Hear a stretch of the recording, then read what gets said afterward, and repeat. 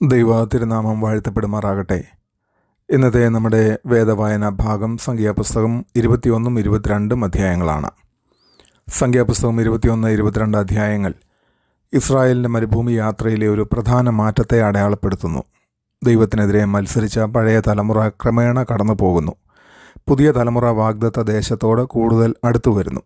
ഈ അധ്യായങ്ങൾ ദൈവത്തിൻ്റെ വിശ്വസ്തത, മനുഷ്യൻ്റെ ബലഹീനത, ദൈവിക ന്യായവിധി, കരുണ, ആത്മീയ യുദ്ധം, ദൈവ ജനത്തിന്മേലുള്ള ദൈവത്തിൻ്റെ പരമാധികാരമായ സംരക്ഷണം എന്നിവ വെളിപ്പെടുത്തുന്നു.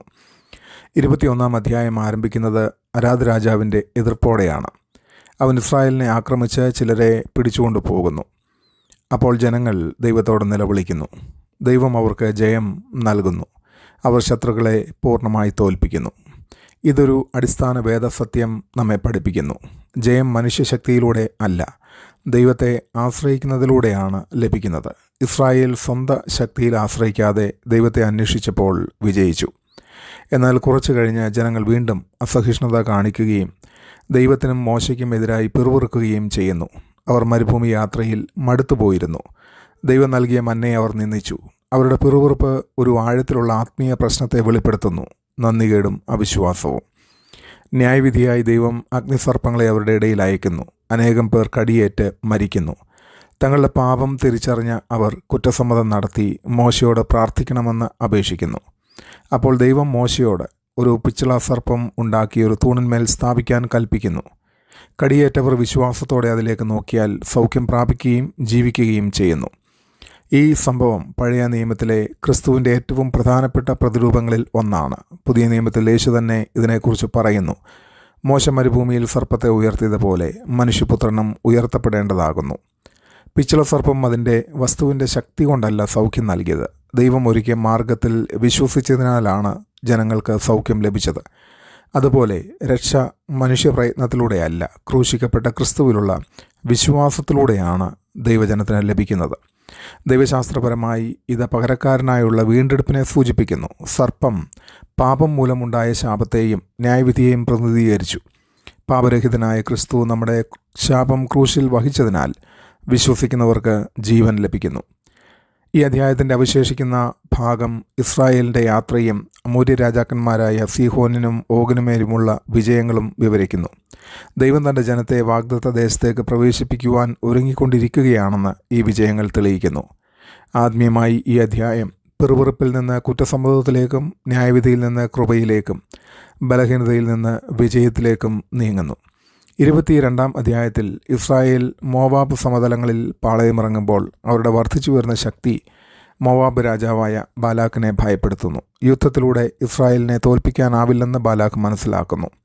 അതിനാൽ അവൻ ആത്മീയ സഹായം തേടുന്നു. പ്രശസ്തനായ ലക്ഷണവാദിയായ ബിലെയാമിനെ വിളിച്ച് ഇസ്രായേലിനെ ശപിക്കാൻ ആവശ്യപ്പെടുന്നു. ഇവിടെ ഒരു പ്രധാന വേദവിഷയം പ്രത്യക്ഷപ്പെടുന്നു: ആത്മീയ യുദ്ധം. കാണപ്പെടുന്ന സംഭവങ്ങൾക്ക് പിന്നിൽ കാണപ്പെടാത്ത ഒരു ആത്മീയ പോരാട്ടമുണ്ട്. ഇസ്രായേലിൻ്റെ ശക്തി ദൈവവുമായുള്ള ബന്ധത്തിൽ നിന്നാണ് വരുന്നതെന്ന് ബാലാക്ക് മനസ്സിലാക്കി. അതിനാൽ അവൻ അവരെ ആത്മീയമായി ആക്രമിക്കുവാൻ ശ്രമിക്കുന്നു. ബിലെയാം ദൈവത്തിൻ്റെ ഉപദേശം അന്വേഷിക്കുമ്പോൾ ദൈവം വ്യക്തമായി അവനോട് പോകരുതെന്നും ഇസ്രായേലിനെ ശപിക്കരുതെന്നും പറയുന്നു. കാരണം അവർ അനുഗ്രഹിക്കപ്പെട്ടവരാണ്. എന്നാൽ ബാലാക്ക് അത് അംഗീകരിക്കാതെ കൂടുതൽ ബഹുമാനമുള്ള ദൂതന്മാരെയും വലിയ പ്രതിഫല വാഗ്ദാനങ്ങളെയും അയക്കുന്നു. ബിലെയാമിൻ്റെ ഹൃദയം സമ്പത്തിനും ബഹുമാനത്തിനും ആകർഷിക്കപ്പെടുന്നു. പുറമേ ദൈവഹിതം അന്വേഷിക്കുന്നത് പോലെ തോന്നിയെങ്കിലും അവൻ്റെ ഉള്ളിൽ സ്വാർത്ഥ ലാഭമോഹമുണ്ടായിരുന്നു. അവസാനം ദൈവം ചില നിബന്ധനകളോടെ പോകുവാൻ അവനെ അനുവദിക്കുന്നു. യാത്രാമധ്യേ ഒരു അത്ഭുതകരമായ സംഭവം നടക്കുന്നു. യഹോവയുടെ ദൂതൻ വാൾ ഊരിപ്പിടിച്ച് ബിലെയാമിൻ്റെ വഴിയിൽ നിൽക്കുന്നു. ബിലെയാമിന് ദൂതനെ കാണാനാകുന്നില്ല. എന്നാൽ അവൻ്റെ കഴുതയ്ക്ക് കാണാം. 3 പ്രാവശ്യം കഴുത വഴിമാറി ബിലെയാമിൻ്റെ ജീവൻ രക്ഷിക്കുന്നു. അവസാനം ദൈവം കഴുതയെ സംസാരിക്കാൻ അനുവദിക്കുന്നു. പിന്നീട് ബിലെയാമിൻ്റെ കണ്ണുകൾ തുറക്കപ്പെടുകയും അവൻ യഹോവയുടെ ദൂതനെ കാണുകയും ചെയ്യുന്നു. ഈ സംഭവം ആഴത്തിലുള്ള ദൈവശാസ്ത്രപരമായ അർത്ഥം ഉൾക്കൊള്ളുന്നു. ബഹുമാനിക്കപ്പെട്ട പ്രവാചകൻ ആത്മീയമായി അന്ധനായിരുന്നു. എന്നാൽ വിനീതമായ മൃഗം അതിന് കാണാൻ കഴിയാത്തത് കണ്ടു. ആത്മീയ കാഴ്ച മനുഷ്യബുദ്ധിയാലോ സ്ഥാനമാനങ്ങളാലോ അനുഭവങ്ങളാലോ അല്ല, ദൈവം നൽകുന്നതാണെന്ന് ഈ കഥ നമ്മെ പഠിപ്പിക്കുന്നു. സ്വാർത്ഥ ലക്ഷ്യങ്ങളാൽ പ്രേരിതനായ ഒരു പ്രവാചകന് പോലും ദൈവത്തിൻ്റെ പദ്ധതികളെ തകർക്കാൻ കഴിയില്ലെന്നതും ഇത് തെളിയിക്കുന്നു. ഈ അധ്യായം ബിലെയാം ബാലാക്കിൻ്റെ മുമ്പിൽ എത്തുന്നതോടെ അവസാനിക്കുന്നു. എന്നാൽ ഒരു കാര്യം ഇതിനോടകം വ്യക്തമാണ്: ദൈവം അനുഗ്രഹിച്ച തൻ്റെ ജനത്തെ മനുഷ്യൻ്റെ യാതൊരു ശാപത്തിനും നശിപ്പിക്കാനാവില്ല. ഇന്നത്തെ ക്രിസ്തീയ ജീവിതത്തിലെ പ്രസക്തി ഈ അധ്യായത്തോടുള്ള ബന്ധത്തിൽ നാം നോക്കുമ്പോൾ പിറുപിറുപ്പ് ആത്മീയ വളർച്ചയെ ദുർബലമാക്കുന്നു എന്ന് നാം മനസ്സിലാക്കാം. ഇസ്രായേൽ ദൈവത്തിൻ്റെ വിശ്വസ്തത അനുഭവിച്ചിട്ടും നിരന്തരം പിറുപിറുത്തു. ഇന്നത്തെ വിശ്വാസികളും ഇതേ തെറ്റിൽ വീഴാം. നന്ദി വിശ്വാസത്തെ ശക്തിപ്പെടുത്തുന്നു. നിരന്തരമായ പരാതികൾ ദൈവപരിപാലനത്തിലുള്ള അവിശ്വാസത്തെ വെളിപ്പെടുത്തുന്നു. ക്രിസ്തുവിലേക്ക് നോക്കുന്നത് നമുക്ക് സൗഖ്യം നൽകുന്നു. പിച്ചള സർപ്പം നേരിട്ട് യേശുക്രിസ്തുവിനെ സൂചിപ്പിക്കുന്നു. പാപം, കുറ്റബോധം, പരാജയം, ആത്മീയ തകർച്ച എന്നിവയുടെ വിഷം ജീവിതത്തിൽ പ്രവർത്തിക്കുമ്പോൾ പരിഹാരം സ്വയം മെച്ചപ്പെടുത്തൽ അല്ല, വിശ്വാസത്തോടെ ക്രിസ്തുവിലേക്ക് നോക്കുന്നതാണ്. ദൈവത്തിൻ്റെ അനുഗ്രഹം എളുപ്പത്തിൽ മാറ്റിക്കളയാനാവില്ല. ബാലാക്ക് ഇസ്രായേലിനെ ശപിക്കാൻ ശ്രമിച്ചു. എന്നാൽ ദൈവം തൻ്റെ ജനത്തെ സംരക്ഷിച്ചു. ഇന്നും വിശ്വാസികൾ എതിർപ്പുകളും വിമർശനങ്ങളും ആത്മീയ ആക്രമണങ്ങളും നേരിടുന്നു. എന്നിരുന്നാലും ദൈവത്തിൻ്റെ ഉദ്ദേശങ്ങൾ സുരക്ഷിതമാണ്. ആത്മീയ അന്ധത യഥാർത്ഥമായ അപകടമാണ്. ബിലെയാം മതഭക്തനായിരുന്നു, പക്ഷേ ആത്മീയമായി വഴിതെറ്റിയവനായിരുന്നു. വിശ്വാസികൾ പരിശുദ്ധാത്മാവിൻ്റെ വെളിപ്പെടുത്തലിലൂടെ സ്വന്തം ഹൃദയത്തിലെ സ്വാർത്ഥ ലക്ഷ്യങ്ങളെ പരിശോധിക്കണം. ദൈവം പ്രതീക്ഷിക്കാത്ത മാർഗങ്ങൾ ഉപയോഗിക്കുന്നു. ദൈവം സൗഖ്യത്തിനായി ഒരു പിച്ചള സർപ്പത്തെയും ഒരു പ്രവാചകനെ ശാസിക്കാനായി ഒരു കഴുതയെയും ഉപയോഗിച്ചു. മനുഷ്യരുടെ പ്രതീക്ഷകളാൽ ദൈവം പരിമിതനല്ല. തൻ്റെ ഉദ്ദേശങ്ങൾ നിറവേറ്റാൻ അവൻ അപ്രതീക്ഷിത മാർഗങ്ങൾ ഉപയോഗിക്കുന്നു. ഈ അധ്യായങ്ങളിൽ ദൈവശാസ്ത്രപരമായി പല പ്രധാനപ്പെട്ട വിഷയങ്ങളും നമുക്ക് കാണുവാൻ കഴിയും. അതിലൊന്ന് ദൈവത്തിൻ്റെ വിശുദ്ധി. അഗ്നിസർപ്പങ്ങളിലൂടെയുള്ള ന്യായവിധി പാപത്തിൻ്റെ യഥാർത്ഥ ഗൗരവം കാണിക്കുന്നു. രണ്ടാമതായിട്ട് ദൈവത്തിൻ്റെ കരുണ.